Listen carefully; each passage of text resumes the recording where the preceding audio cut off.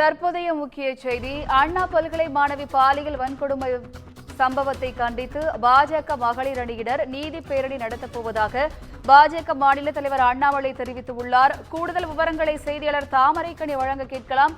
வணக்கம் தாமரைக்கனி, கூடுதல் விவரங்கள்.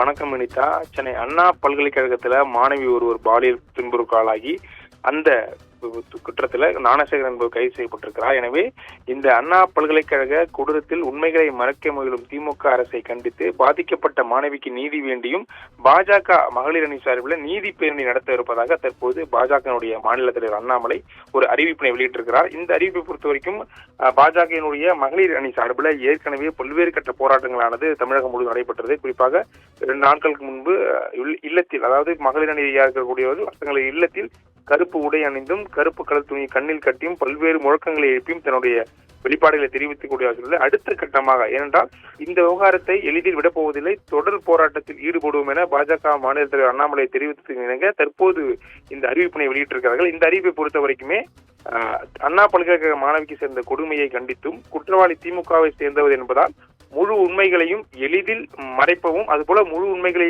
வெளி கொண்டு வராமல் மறைக்கும் திமுக அரசை கண்டித்தும், அதுபோல மகளிர் அணி சார்பில் மாநில தலைவர் அதுடைய உமாரதி ராணி அவர்கள் தலைமையில மதுரையிலிருந்து சென்னை வரை இந்த நீதி பேரணி நடைபெற உள்ளதாக தற்போது அண்ணாமலை தெரிவித்திருக்கிறார். எனவே வருகின்ற ஜனவரி 3 அன்றி தொடங்கும் இந்த பேரணி சென்னையில் நிறைவு பெறும்போது தமிழ்நாடு ஆளுநர் RN ரவியை சந்தித்து பாதிக்கப்பட்ட மாணவிக்கு உரிய நீதி கிடைக்க வேண்டியும் அதற்கு குற்றவாளியாக இருக்கக்கூடியவருக்கு தண்டனை கிடைக்க வேண்டும் கோரி ஒரு மனுவை வழங்கி இருப்பதாக தற்போது பாஜக மாநில தலைவர் அண்ணாமலை தனது எக்ஸ் வலைதளத்தில் இந்த அறிவிப்பை வெளியிட்டிருக்கிறார்கள்.